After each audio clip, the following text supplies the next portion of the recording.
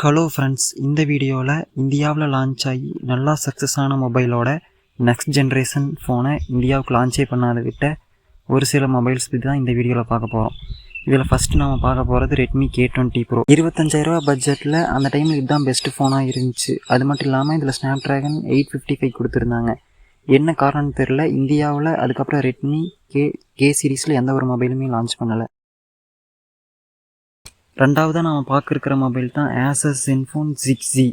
இந்த கேமராவோட ஸ்பெஷாலிட்டியே இது ஒரு ஃப்ளிப் மெக்கானிசம் கொண்ட கேமரா. அதாவது பின்னாடி கேமராவே முன்னாடியும் ஒர்க் ஆகும். இதனால் பின்னாடி கேமராவில் இருக்கிற மேக்ஸிமம் ஃபீச்சர்ஸ் எல்லாத்தையும் முன்னாடி கேமராவில் நம்மளால் யூஸ் பண்ண முடியும்.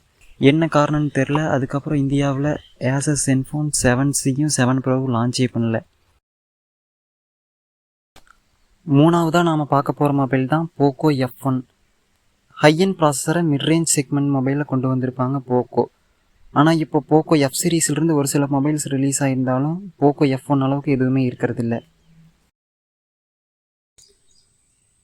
மறக்காமல் லைக் அண்ட் சப்ஸ்கிரைப் பண்ணிடுங்க.